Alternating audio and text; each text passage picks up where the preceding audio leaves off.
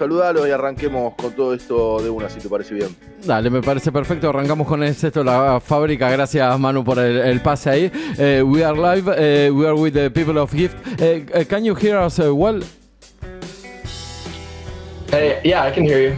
How's it going? Perfect. Thanks for your time, for your support. We are live. We are going to start with the interview. So please tell us your full name, where are you from, and how old are you? I'm TJ Frida. I sing and play guitar in Gift, and I'm 29. 29, okay. And where are you from? Originally from Boston, but live in New York right now. Perfect. I'm going to make a little translation for the Spanish listeners. Estamos hablando con TJ, el guitarrista de Gift, de una banda de Nueva York. Él es originalmente de Boston, pero ahora está viviendo en Nueva York y tiene 29 años. And can you tell us which is your first memory of you listening to music? My first memory of me listening to music? Maybe... Probably listening to like Metallica with my mom. Great. That's probably very young. The Black Album? Yeah, I guess it would have been the Black Album because that probably would have came out right around the time that I was younger. Yeah, in like the 90s. Perfect. And the music in the 90s in Boston, in your family, it came through the radio, on CDs, from MTV, from where? Yeah, it was mostly on the radio. Yeah. Perfect. Hello. Sorry for your time. We know that you have just woke up. Yeah, it's all good. I got the timing mixed up. Great. Thanks for your time. We know that it's early now in New York, and you can open your eyes. And you have a coffee? I don't drink coffee, no. Okay, perfect. Healthy person. That is orange or water? Water, perfect. Okay, so... live on air right now? What? We're live on air? Yeah, we are live. See, people, we have listeners from Spain, Argentina, Brazil, and someone from the island, from Spain, the Canarian Islands, and that kind of things. That's why I'm making a little translation for them. And we only broadcast audio, so it's no problem. Perfect. So, and can you tell us which was your first instrument and which was the first song that you learned? First instrument was guitar, and the first song, I'm pretty sure it was, I think it was Walk This Way by Aerosmith. Nice. Yeah, I had like the Aerosmith Greatest Hits CD and I was really into that, but the first real ones were like learning Nirvana songs. That was kind of the one. I learned all of Nevermind like when I was like 7 years old. Me too. Guitar. I'm a bass player and I love Nirvana. Nevermind in Buenos Aires. We live in Buenos Aires. I'm in Barcelona now, and it was really big band. And I was a big fan of and I like In Utero too. But Nevermind is like poof. And it was the greatest hits from Aerosmith and Pump. I think that the CD in the 90s was really important. Perfect. Yeah. And can you tell us your first instrument? It was an expensive one, or it was a cheap one, the guitar? It was a cheap one. It was an Epiphone. It was like a Les Paul Jr., an Epiphone Les Paul Jr. Yeah, it was a black one pickup. I feel like my dad probably got it on eBay for like $75. I played that thing for so long, and then I got like a Squier Stratocaster, and then I've just been playing Strats ever since. Yeah, that was actually one of my first guitars right there. Wow. Yeah. Wow.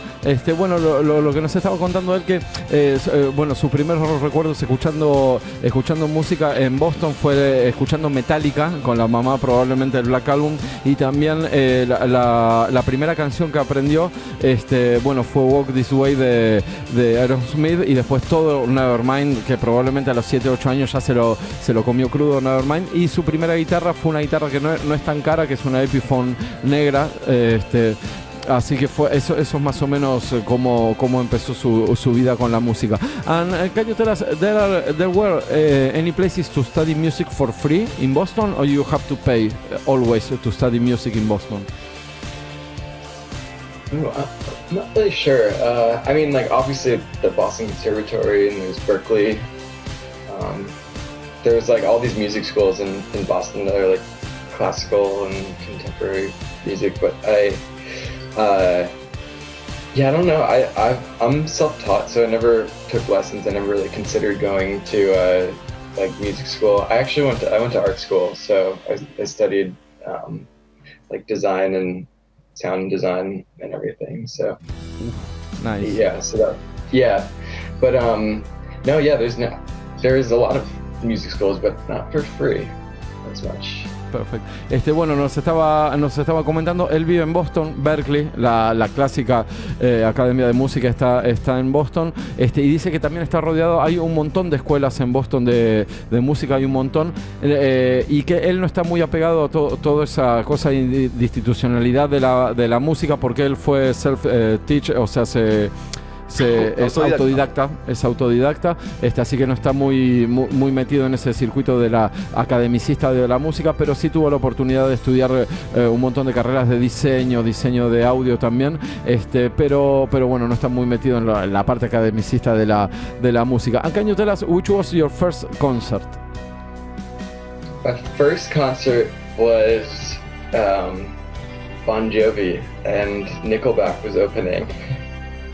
Wow. And it was in a stadium or in a small place? It was in a big stadium where the New England Patriots play in Boston.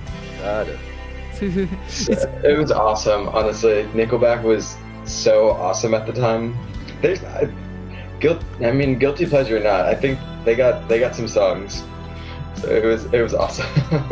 It happens in Argentina, in Buenos Aires. It happened the same with Bon Jovi. Nobody listened to Bon Jovi, but when Bon Jovi went to Buenos Aires, it's a huge stadium and everybody was like, I'm a big fan. Yeah. But then never. Nobody, Bon Jovi, but I don't like Bon Jovi, but it has something, Bon Jovi, it's incredible. I didn't know that in Boston was so big. Nice. Yeah. And can you tell us how did GIFT project begin and why you put that name? GIFT began after I moved from Boston to New York. I was I had been in a bunch of bands before, playing with people, and I wanted to like take a break from music. So when I moved to New York, I was taking a break from music and tried not to start a band. But then I started writing these songs with no pressure, and then. Yeah, the band kind of just like really naturally kind of came about after not trying to start a band. So this was kind of like the product of, everyone being like, let's play the songs that you're writing. And I'm like, oh, I'm not trying to start a band, but then we did. We chose GIFT because, I don't know, I like the name. It was supposed to be kind of like a pun, like the Beatles, where it's like to like be in the present moment. I was having a lot of like panic attacks at the time, so that was GIFT being the present, yada yada. So it was like a cheeky joke. We also liked bands like Can and Noi and all those 70s krautrock bands that just had one word names that we liked a lot. So you like crowd music? Yes. We are a big fan. This radio from midnight to 7 a.m. it's only crowd music, so you can listen to that. It's I would really love crazy. to. Yeah, that's great. Sí. It's like an experimental, and the bass is always incredible in crowd music. They are always incredible. Sí. And sorry, we have, Raúl. sí, no, we have a fight. Se lo voy a decir, Manu. We have a fight with Manu. Bueno.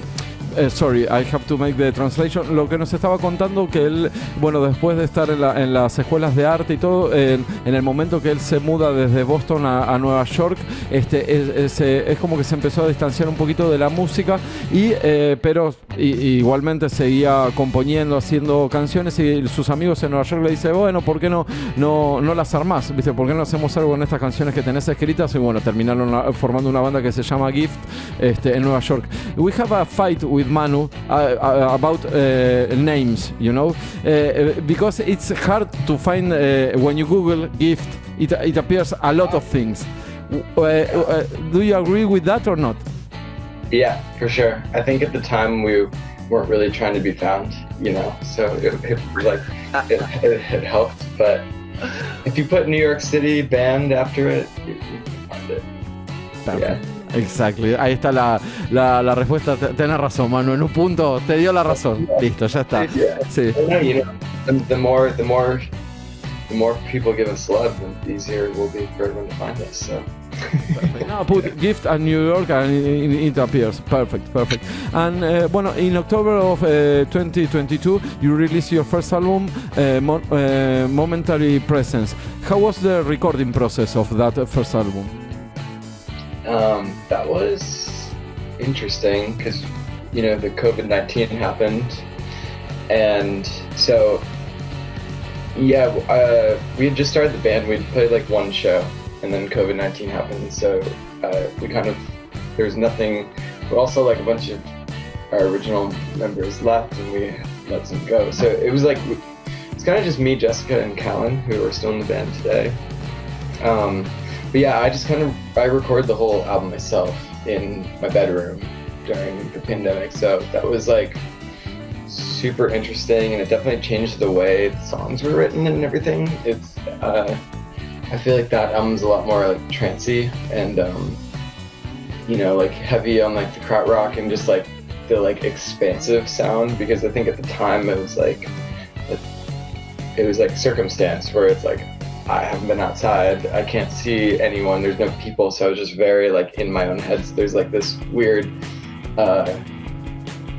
otherworldly, I think like dissociative nature of it that it's cool. Yeah. And why you change? You say that you change a lot the songs, no? In the recording process.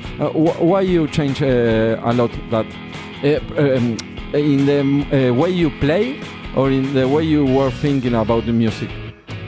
I think it changed because it was like the way I was thinking about music, where I was like okay having like parts go longer and just like being the songs are long. They're all like 5 to like 7 minute songs, which is I think at the time something that is not, you know, was like a circumstantial situation, because like there was not as much, I don't know, you know, we weren't playing them live, so it's not like, oh, like we should cut this chorus or whatever. Like I was just sitting there like kind of spaced out listening to 8-minute jams forever, and it was awesome. So yeah, it's really funny. I don't know if I could like make that album again, because like the new album we did is like it's so direct to the point, like condensed and like meant for live and dance, you know, listening live to stuff like that. But that one, it was like I didn't even think about anyone ever hearing it at the time, because we didn't have a label. We had just started this band. We played one show, and I was kind of just making songs. So yeah. Nice. You are the first person that talk about the composition process in COVID. It's interesting to listen to you. Bueno, es un tema, Manu, que nunca habíamos hablado del proceso compositivo. We always talk about, hey, we can't play live, that kind of things, not the composition process. It's interesting. Muy bueno lo que acaba de decir, que le cambió la manera. Él tenía ya compuesta un par de canciones, y en el momento de hacerlas, su primer disco que salió en el 2022, se llama Momentary Presence. Lo grabó directamente todo él solo en su habitación, y lo que nos dijo que cambió mucho la manera de las canciones, de cómo estaban compuestas, porque directamente ellos habían tenido solo un show, no estaban con ningún sello discográfico, entonces él estaba enfocado directamente en hacer las canciones nada más. Así que tremendo, fue eso. Why you put it the name Momentary Presence? Yeah, it was all about like again, I was having some pretty a tough time with like mental health and anxiety specifically. So it was about like that moment among chaos that you could find like a moment to like sit and feel still, which felt like kind of crazy. And it was also kind of directly related to like COVID too. It's like a bigger whole. It's like everything was so crazy and we all had to just kind of like be still. But yeah, Momentary Presence is about like the moment of like being still among chaos. Perfecto, muy bueno. Bueno, le estaba preguntando por el then we will show you a Japanese band, a heavy metal Japanese band that has something in relation in the way they compose things to you, but they are heavy metal, they are another genre. Pero bueno, lo que nos estaba diciendo del el nombre del disco, que se llama Momentary Presence, que es porque él estaba en el medio del caos del COVID y tenía un montón de problemas mentales, de todo lo que se desenvolvió a través del COVID, de estar encerrado, de todo ese tipo de cosas, y el Momentary Presence sería un momento de presencia en donde uno puede estar firme, digamos, para con su vida, con sus cosas, ¿sí? Le quiero preguntar, porque es como que el loco nos está explicando que el sonido que él tiene está muy influenciado por el lockout, por la pandemia. ¿Cómo era su sonido anterior a la pandemia? Muy bueno. Manu wants to know if pre-COVID you have another sound. Yeah, I mean that's a new record. Okay. Yeah, that's like I think we kind of like emerged from COVID, and New York became like the partying became like even crazier than it was previously, and it was awesome. It was like everyone was just like out. Dance music was like really big, like kind of bigger in the circles that we were running in.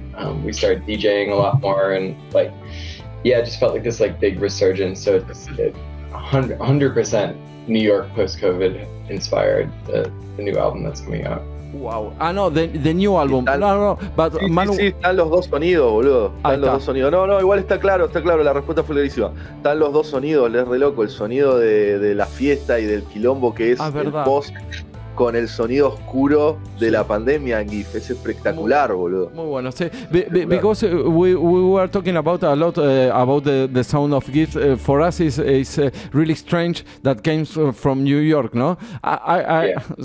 Perfect. Manu wants to know if you have something with Manchester, maybe, and the psychedelic genre, that kind of things. Yeah, I mean that's. We went on a Europe tour last year, and we didn't hit Manchester, and we were all like pretty bummed because like every single one of our like, favorite bands from there, mainly Stone Roses, Oasis, and like the whole like the Mondays and everything like that. So we're definitely like on the outlier side of New York City music. I think there's a lot of like post-punk and punk that happens here. There's also like the like whole indie sleaze revival, whatever you call it, is kind of happening right now, but I don't really think it actually is. But we're kind of outliers of like psychedelic Manchester adjacent bands. But yeah, we love all that stuff. It's our jam. I have to say at the same you can say that the sound of GIF is the dark side of the pandemic and the happy side of the post-pandemic and party. Yeah, that mix is excellent. That mix. Ahí está. Muy bueno. Sí, we have a surprise. The first time we start the radio in COVID because we were bored, and just after COVID, bands from UK said we are a post-COVID band, and we said what? And see, then it came normal, no? But the first ones that, no, we are after COVID ban. What? No, we can't believe that, and now we can understand that in really big cities it was a complete disaster what happened. No, it's not a disaster, difficult times maybe, no, that kind of thing. Yeah, New York was wild. It was a weird time. Muy bueno. Raulo, me imagino Nueva York, pienso Broadway, pienso grandes espectáculos y escucho GIF y quiero saber cómo son esos shows en vivo, si hay algo de esa cosa magnífica de Nueva York en sus vivos. Lo que pasa es que yo tenía una pregunta que ahora se corrió un poco de foco. What do you think about... Perdón. No, es una tontería, mano, es una tontería. Sorry, the question, but what do you think about Coldplay? I love Coldplay. Nice. Yeah. I don't believe in guilty pleasures, but yeah, those first two Coldplay albums are like, good. There's some good stuff on there. I know they get clowned on, but I dig it. XY is incredible what they did on that. They're kind of a shoegaze band in the beginning. There's a little, like, Yellow is kind of a shoegaze song. With the shiver. Wow. They compare with Radiohead at first. Sí, no, impresionante. Yeah. I feel like they wanted to be Radiohead, but took a hard turn. But they can't match Radiohead. Radiohead's like in their own realm. So. Wow, muy bueno. Es la primera vez. It's the first time that we change opinions, with young people from New York, and it's incredible. It's incredible because you have a nice mix of music. You know something of music from Buenos Aires, or you don't know nothing about Argentina or maybe Brazil? So our drummer is Brazilian, Gabriel. Yep. Uh-huh. He grew up in the States, but his parents are from Sao Paulo, and I really wanted to get him on this, but he's sick today. But so if you have us back, he'd love to come, and he can speak fluent Portuguese and Spanish too. So, but we really want to come. It's like kind of on our like band goal list to bring him back home. So if there's any listeners listening, let's get it going. Let's get some festivals going. We'd love to come. Great. Bueno, lo que nos está contando el baterista, por eso le hice la pregunta, el baterista es de Brasil, Manu, o sea, y por eso tienen una mezcla ahí. Es impresionante el background que tiene esta banda, pero bueno, nos estaba contando también de los problemas. Do you have any composition process? Specific composition process? Hice una pregunta, Raúl. Perdón. ¿Cuál era la pregunta? La del vivo. Sí. Sorry. Manu wants to know, do you have the chance to play live and really, but really in big places or places that you feel comfortable? Esta es la pregunta. And you can show all your stuff? Is there a place where we play live? Or? No. When you play live, how are your concerts? Oh, we're pretty crazy live. We're huge and big, and it sounds a lot different than the record.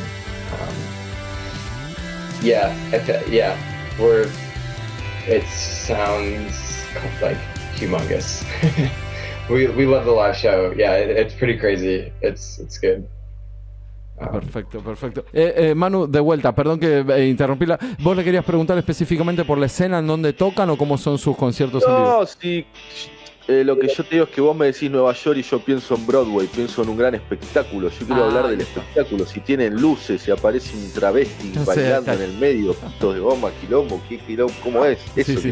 Ahí está, nos estamos contando. Es una party de verdad. Ahí está. Manu wants to know if it's a real party when you play live.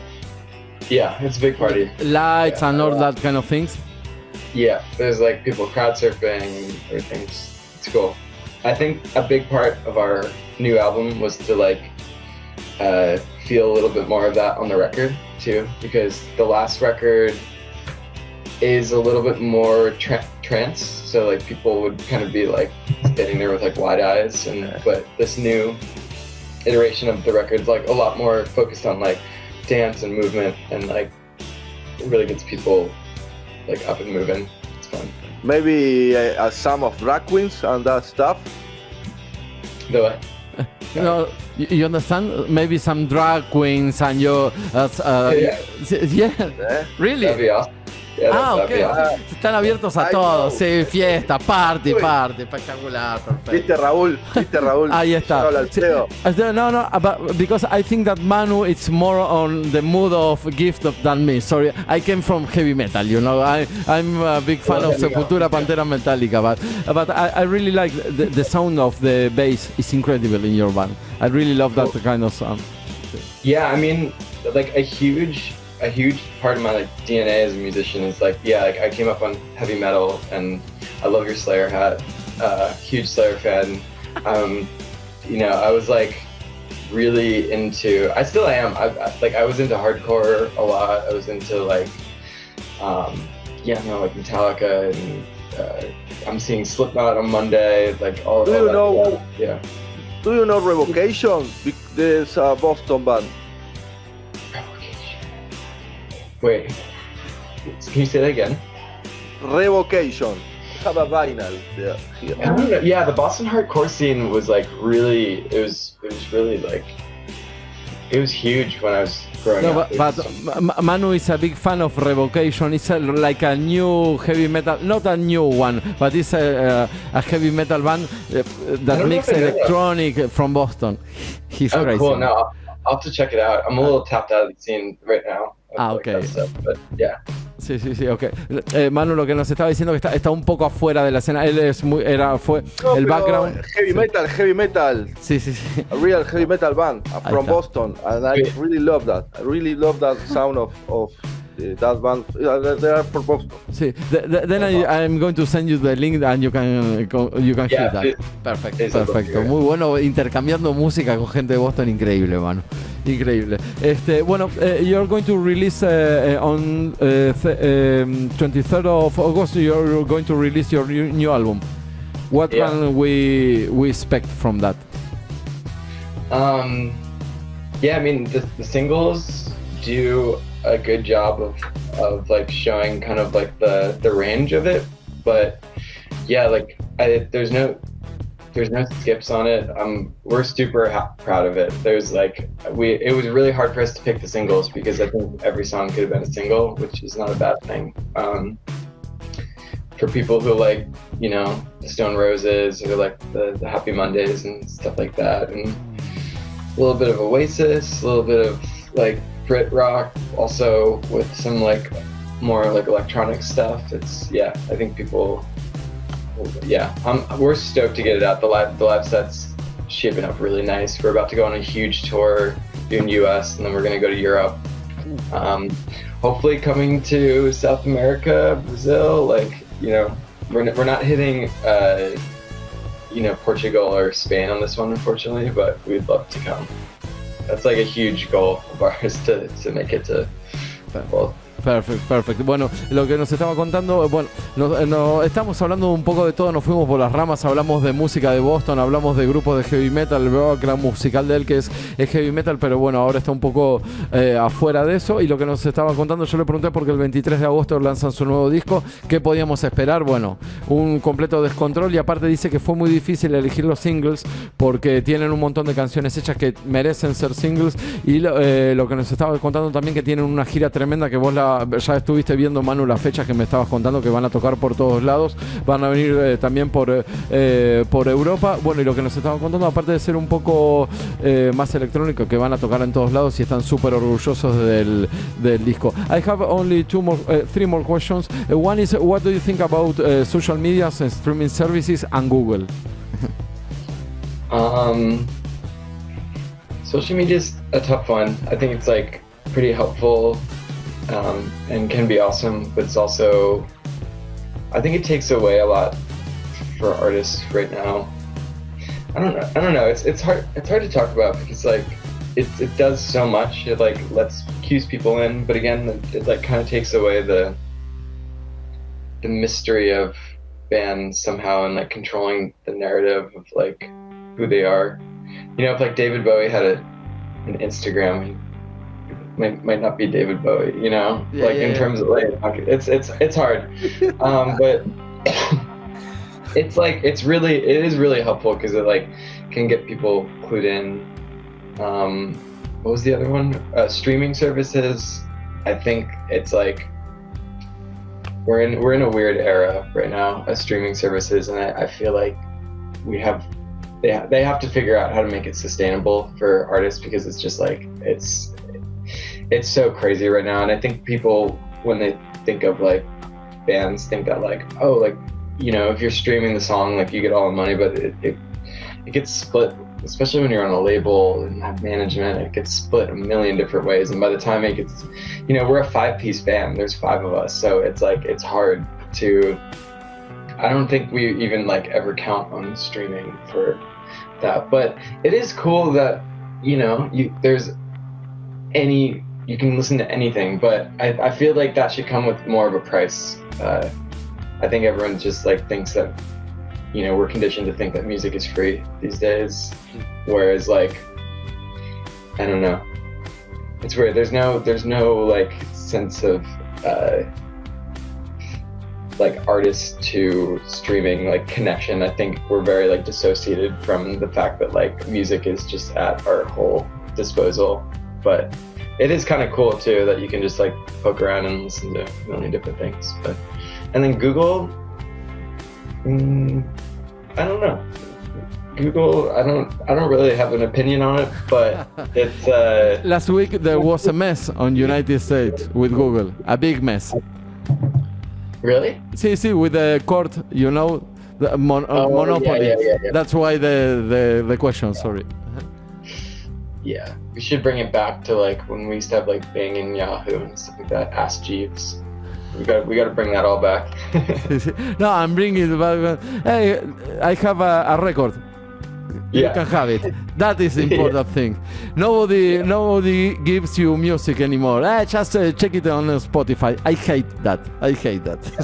Yeah. Pero muy bueno. I think that you have really 3 interesting things, that the mysteries of the mystery in the band is really important to have an impact. You know, when you go to a concert and watch it live, I can expect what they are. Now, if there were no social media, really interesting what you say, and the dissociative between the artist and the music in the streaming services, I completely agree with that. Manu, las 3 cosas que nos dijo, súper, me parece muy, muy interesante, que con el tema de las redes sociales y el Instagram se pierde el misterio de las bandas. Uno ya llega, ya sabe cómo va a ser el show, cómo se visten, cómo se llama, quiénes son, todo, y es medio aburrido. Antes yo tuve la oportunidad, tengo más de 40, verlos en movimiento ya era una bizarreada, o sea, de la revista, ver un concierto ya era una bizarreada, y eso cambió todo. Y otra de las cosas que dijo, bueno, lo de disociar en el servicio de streaming, que se disocia mucho el artista y de la música, y eso me pareció interesante. Last question, future plans with the band. Future plans, our album comes out August 23rd. We're going to take it on the road. We're going to go to just do the US, and we're going to go to Europe. Hopefully we can get to South America, bring us to Brazil. Let's do it. Yeah, that's a future plan. Perfect. Trying to make it happen. Bueno, lo que nos estaban contando, el 23 de agosto, como ya habíamos dicho, van a sacar el disco, van a tocar por todos lados, esperan tocar en algún momento por Latinoamérica. Decirle que tienen que grabar un show en vivo y subirlo a las redes con muy buena calidad. Manu wants a live show on internet, you know, on YouTube, with really good quality. You have to do that. Yeah, we will. We're in the process of doing something like that, for sure. Perfect. Muy bueno. We are going to close the interview. We are going to listen to Later. I like that song in particular because of the sound of the bass. So can you tell us something about Later, just to finish the interview? Yeah, made that really quick. Came together really quick. I was listening to a lot of Disintegration by The Cure, and a lot of like Massive Attack. So they kind of all came into play. We love this. Is like one of our like big songs live. People love this one. So, and we love playing it. So stoked on it. Perfect. Interview closed. Thank you very much for your time. Thanks for your support, and we keep in touch, okay? Thank you very much. Yeah, thanks for having us. Thanks, bye guys. bye. See you. Bye bye.